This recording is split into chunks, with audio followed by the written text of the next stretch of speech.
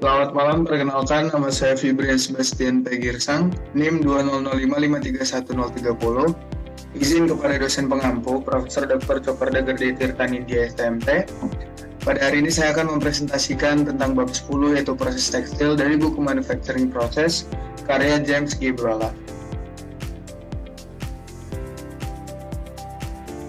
Yang pertama adalah proses tekstil. Pada proses tekstil tersebut, serat alami berasal dari tumbuhan hewan dan mineral. Untuk wool biasanya diproses lalu dipintal menjadi benang. Sutra satu-satunya serat alami yang terbentuk dari filamen. Sedangkan kapas adalah serat tanaman paling penting dan paling banyak dipakai. Selanjutnya adalah flax dan serat tanaman lain digunakan untuk kain kasar. Namun asbestos sudah dilarang. Pada gambar 10A1 bisa kita lihat di mana proses tekstil dilakukan untuk membentuk serat-serat tersebut. Selanjutnya adalah poin A2 yaitu serat buatan dan sintetis. Pada poin tersebut ada 5 hal yang saya bahas. Yang pertama adalah serat buatan berasal dari selulosa dan polimer sintetis. Contohnya ada polyester, nilon, akrilik, spandex, rayon, dan asetat. Ada juga serat anorganik seperti kaca dan logam yang biasanya dibuat lewat proses melt, wet, dan dry spinning. Biasanya bahan-bahan tersebut digunakan untuk pakaian, karpet, dan juga komposit. Untuk serat-serat buatan dan serat sintetis bisa kita lihat untuk proses pembuatannya di gambar tersebut pada gambar 10A2. Selanjutnya adalah pada poin B1 yaitu pemetikan atau termasuk pembukaan dan pencampuran. Pada poin B1 ini ada 5 hal yang saya bahas. Yang pertama adalah serat dipisahkan dari kotoran, lalu serat diblend agar seragam, kemudian kapas dingin dibersihkan lalu masuk pabrik, lalu balai dibuka dan serat dibuka agar terurai. Selanjutnya setelah beberapa tahap picking, serat menjadi lembaran. Bisa kita lihat pada gambar 10B1A adalah proses di mana dilakukan pemetikan termasuk pembukaan dan pencampuran antara serat-serat berikut.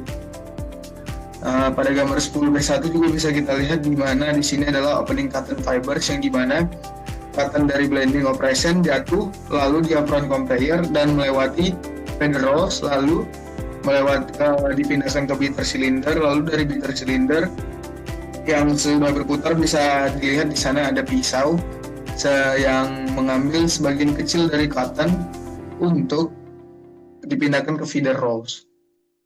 Selanjutnya pada gambar 10B1 bisa kita lihat picking cotton yang dimana cottonnya dari bukaannya jatuh lalu apron conveyornya dipindahkan ke bagian pertama dari series beaters-nya, lalu screen-nya berputar dan juga beaters dan screen-nya berputar di mana series dari semua similarnya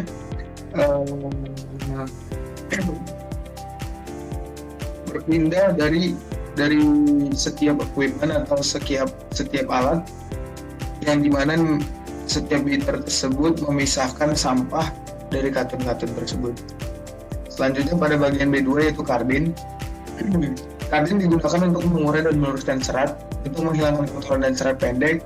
Biasanya dilakukan pada kapas, wool, sutra limbah, dan juga bahan-bahan sintetis. Pada proses tersebut menggunakan mesin dengan sikat atau kawat halus yang dimana hasilnya sliver atau serat berbentuk tali. Prosesnya bisa kita lihat pada gambar 10B2 yang ada pada bagian berikut. Selanjutnya adalah proses menggambar atau pencampuran ulang di mana sliver digabung lalu ditarik jadi lebih panjang dan tipis. Lor yang berkecepatan tinggi naik menarik serat, diulang dengan beberapa tahap. Hasilnya roughingnya menjadi lebih halus, lalu roughing tersebut sedikit dipinggir lalu digulung. Prosesnya bisa kita lihat pada gambar 10B4. Selanjutnya adalah proses berputar atau memutar. Pada proses tersebut ada 5 hal yang saya bahas. Yang pertama adalah proses spinning yaitu menarik dan memuntir serat menjadi benang. Proses twist yaitu memberi kekuatan pada benang. Ada juga ring, rotor, dan air jet spinning yang dimana benang digulung pada bobin. Banyak twist menghasilkan bahan yang kuat, sedangkan sedikit twist menghasilkan bahan yang lebih lembut. Pada gambar B5 kita bisa melihat dari proses 1 sampai ke 6 di mana proses berputar atau memutar tersebut dilakukan untuk proses pembuatan tekstil. Selanjutnya proses menenun yaitu ada beberapa proses juga yang akan saya bahas di sini. Yang pertama adalah weaving yaitu menganyam warp web dengan loop, bisa kita lihat pada gambar A. Selanjutnya itu shuttle untuk mengiring wave atau peak, bisa kita lihat pada gambar B. Selanjutnya adalah proses shading, picking, battering, dan tack up. Selanjutnya adalah proses sederhana pakai 2 harness yang hasilnya lebih rumit dan juga lebih banyak. Selanjutnya adalah proses warp yaitu diberi sizing. Weaving paling umum digunakan. Selanjutnya penggantian kumparan otomatis. Kita lihat di sini adalah fungsi dari shuttle yaitu membawa benang terbatas. Fungsi dari sedangkan bobin harus diganti saat benang habis.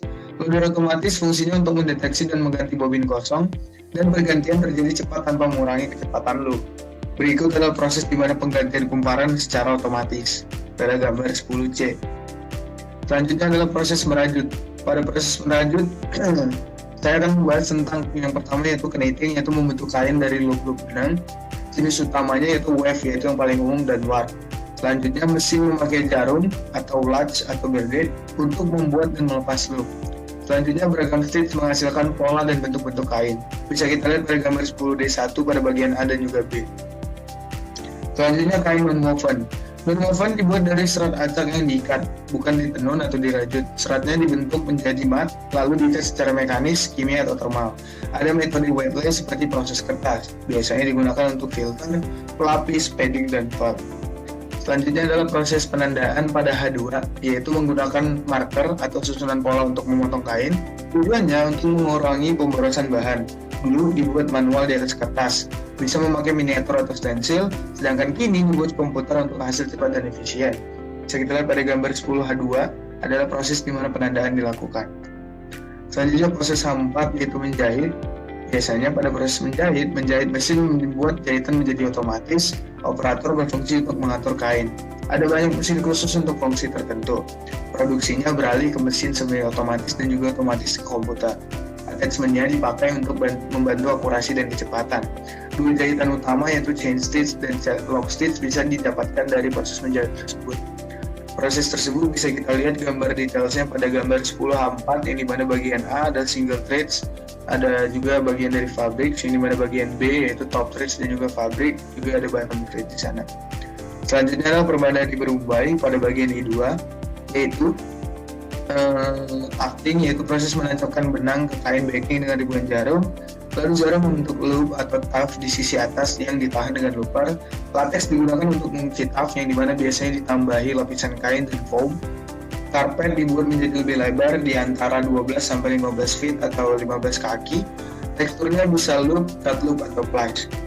Gambar tersebut bisa menjelaskan terkait tentang bagian I2 yaitu permadani berumbai.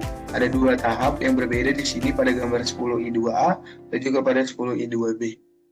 Oke, baik, sekian presentasi dari saya terkait proses tekstil tersebut pada bab 10. Apabila ada salah kata mohon dimaafkan. Terima kasih.